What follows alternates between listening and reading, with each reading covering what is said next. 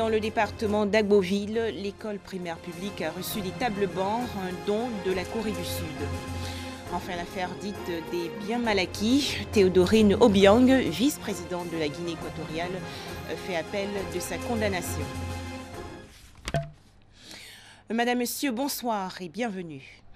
Des tables-bancs pour l'école primaire publique de Kassigé, village situé à une trentaine de kilomètres du département d'Agboville. C'est une initiative de l'association ivoirienne des anciens stagiaires de la République de Corée, avec l'appui financier de l'Agence coréenne de coopération internationale. Les populations de Kassigé ont accueilli ce don avec joie et reconnaissance. Les détails avec Thomas Guessambi. C'est Kassigé, village du département d'Agboville, qui a été choisi par l'association ivoirienne des anciens stagiaires de la République de Corée pour l'équipement de son établissement scolaire.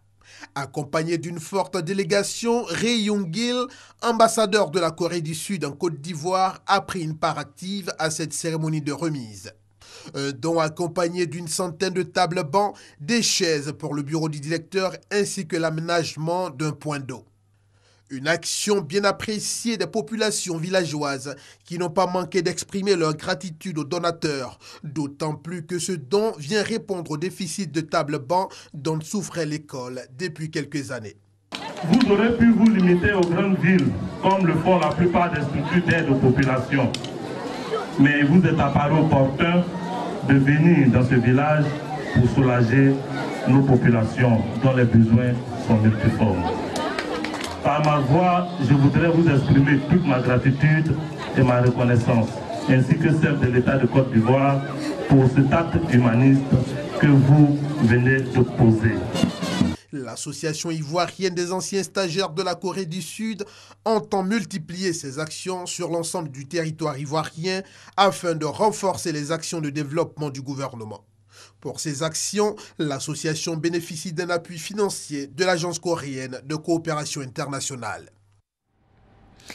Un tout autre sujet à présent, comment utiliser les médias en période de crise sanitaire? Cette question était au centre d'un atelier de formation à l'intention des chargés de communication exerçant dans les structures sanitaires. À noter que c'est une initiative du ministère de la Santé et de l'Hygiène publique en collaboration avec l'Organisation mondiale de la santé.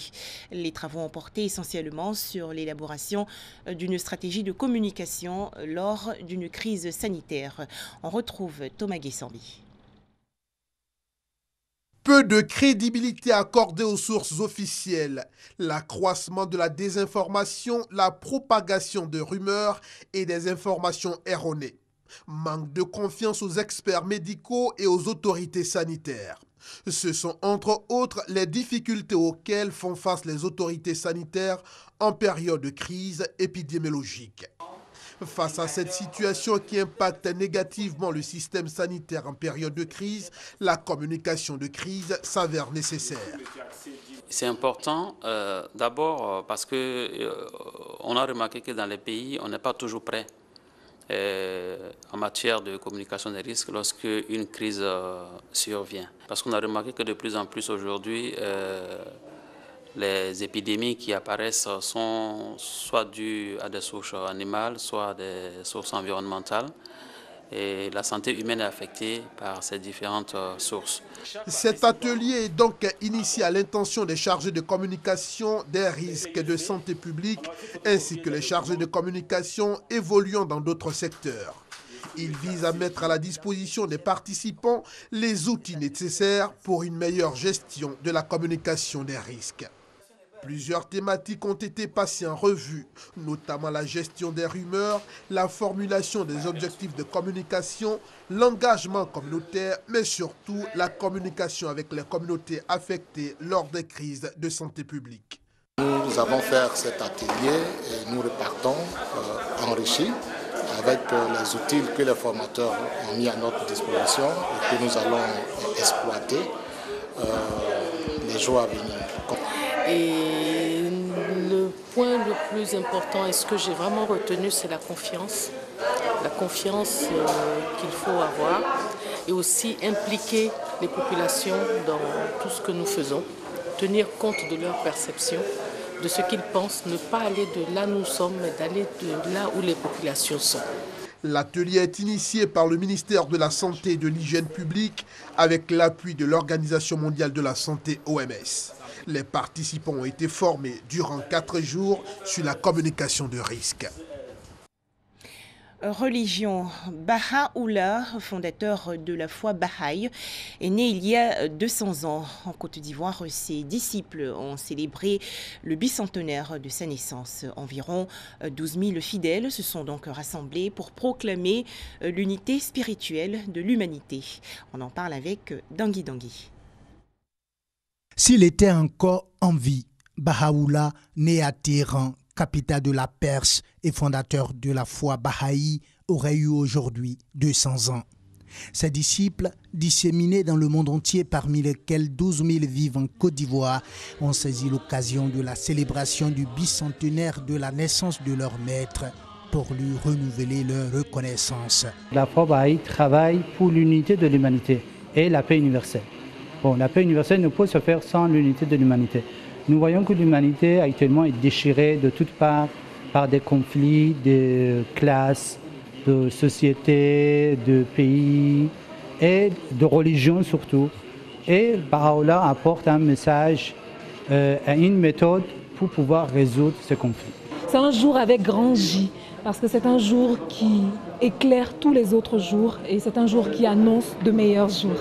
Au-delà des festivités, la commémoration de la naissance de Baha'u'llah a été marquée par une conférence sur fond de méditation de ses enseignements pour qu'advienne ce que ses disciples appellent l'émergence d'une civilisation mondiale. Le monde est un carrefour où partout il y a un besoin pressant de transformation, de changement. Et ce changement, Baha'u'llah nous a dit qu'elle passe par l'éducation. Elle passe par des principes que certains de nos amis avaient énoncés, comme par exemple l'éducation universelle, l'unité du genre humain, l'unité de toutes les religions et aussi la paix dans le monde. Né en 1817, Baha'u'llah, selon ses disciples, était marqué par le destin, doté d'un saint caractère et d'une sagesse peu commune. Il aurait été touché par la lumière bienfaisante du paradis. Célébrons le bicentenaire de la Théodorine Obiang fait appel de sa condamnation. Le vice-président de la Guinée équatoriale a été condamné le 27 octobre dernier à 3 ans de prison avec sursis pour avoir bâti illégalement un patrimoine considérable en France. Pour l'heure, il faut rendre l'argent détourné aux populations locales et ce ne sera pas chose facile. Procès des biens mal acquis, le début d'un long combat pour restituer l'argent aux populations victimes. Quels sont les faits? Il y aura un avant et un après 27 octobre 2017. Le tribunal de grande instance de Paris a condamné le vice-président et fils du président de la Guinée équatoriale, Théodore Obiang, à 30 millions d'euros d'amende et à 3 ans de prison avec sursis. Une avancée majeure après un combat de 10 ans. Qui est Théodore Obiang? Né en 1969, Théodore Obiang est le fils aîné du président de Guinée équatoriale, Théodore Obiang. Il y a 10 ans, quand son père renverse son oncle, le dictateur Francisco Macias Nguema. Dans les années 80, il va suivre une partie de sa scolarité en France, en Normandie, avant de rentrer au pays. Ancien ministre de l'Agriculture et des Forêts, il a été promu en juillet dernier vice-président par son père. Théodore Obiang comparaissait depuis le 19 juillet devant le tribunal correctionnel de Paris pour blanchiment, abus de biens sociaux, détournement de fonds publics, abus de confiance et corruption. L'affaire est connue sous le nom des biens mal acquis. C'est quoi l'affaire des biens mal acquis? L'enquête est ouverte après des plaintes des associations Serpa et Transparency International en 2008 a mis au jour le patrimoine considérable du vice-président. Immeuble luxueux et immense sur l'avenue Foch, une des plus huppées de Paris, estimée à 107 millions d'euros.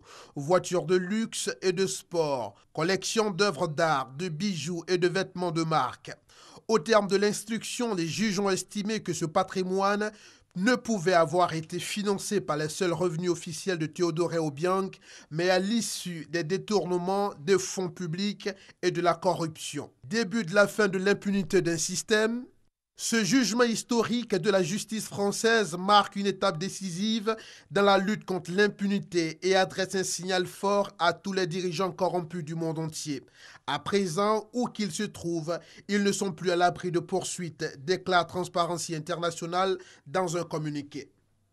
Un individu ou une famille ne peut plus s'accaparer l'argent issu de la ressource naturelle d'un pays en toute impunité. Tandis que Théodore Obiang a pu accumuler des millions, plus de la moitié de la population de son pays vit avec moins $1 par jour.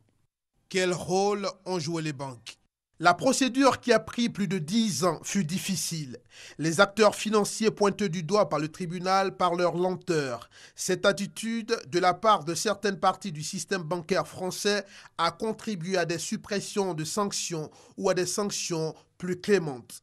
L'attitude de Société Générale, comme celle de Banque de France, a pu donner l'impression aux coupables qu'il y avait en France une sorte de tolérance pour ces pratiques, a expliqué le président du tribunal, Bénédicte de Pertius.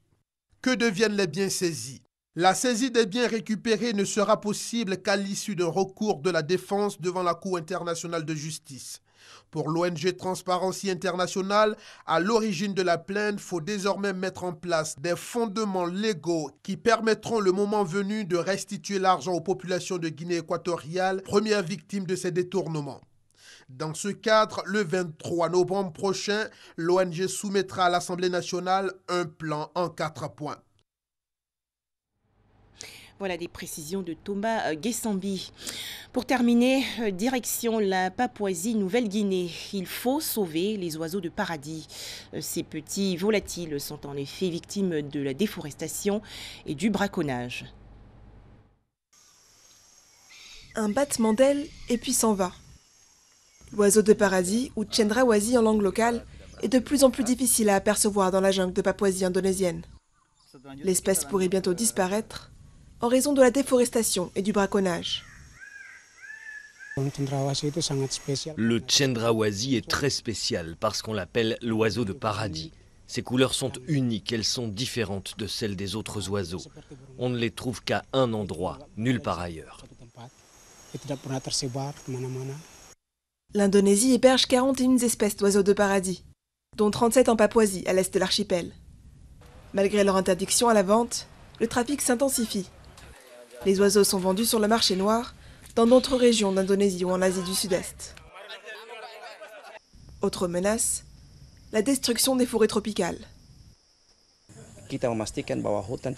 Nous veillons à ce que les forêts ne soient pas détruites et bien sûr à ce que l'oiseau de paradis survive. Et comme la majorité de la forêt de Raja Ampat est protégée, nous espérons le protéger à l'avenir. La Papouasie abrite un tiers des forêts tropicales de l'archipel. Une surface qui ne cesse de diminuer pour laisser place aux plantations agricoles. Les ornithologues cherchent alors une solution pour protéger l'habitat des oiseaux tout en stimulant l'économie locale. Les guides d'observation des oiseaux créaient des emplois pour les habitants. Par exemple, les villageoises peuvent cuisiner et les hommes peuvent offrir des séjours chez l'habitant.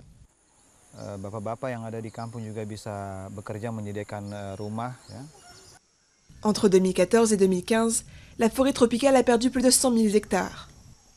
Face à l'accélération de cette déforestation, l'écotourisme pourrait donc être une des seules chances de survie des oiseaux de paradis. Voilà, merci à tous d'avoir suivi cette édition supervisée par Thomas Guessambi. Très bonne reprise à tous demain lundi sur RTI2.